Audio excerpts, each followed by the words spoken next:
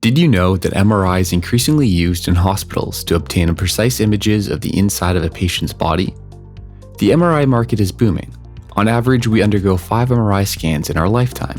And since the 80s and 90s, the number of MRI units has doubled every 10 years. An MRI is a giant magnet, generating a magnetic field of 1.5 to 3 Tesla, 30 to 60,000 times the Earth's magnetic field.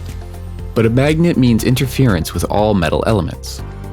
Medical device manufacturers have to deal with a number of factors when bringing their device to market, particularly with the MRI safety and compatibility assessment of their device. At Healtis, we are capable of meeting all your needs when it comes to the MRI safety assessment of your medical devices. In particular, we have a dedicated numerical modeling team for the assessment of radiofrequency-induced heating on your device.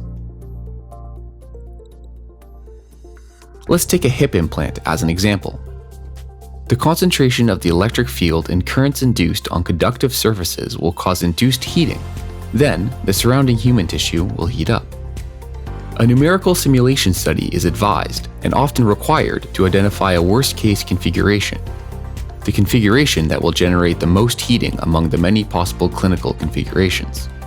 These simulations are also used in order to identify hotspots on the device, which will need to be monitored during MRI testing on this worst-case configuration.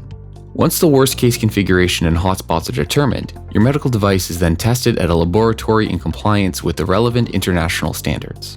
For testing of passive and wholly implanted medical devices, Healtis is ISO 17025 accredited. For some devices in contact with tissues with very different properties, such as bone, a classic simulation approach may be less representative. In these cases, it is preferable to simulate the real anatomical environment with the characteristics of the surrounding tissues. ASTM F2182 results must then be interpreted and extrapolated to estimate thermal risk. An in vivo scaling establishes a correlation between experimental tests and simulations. Once validated, this correlation allows extrapolation of thermal behavior and estimation of in vivo heating.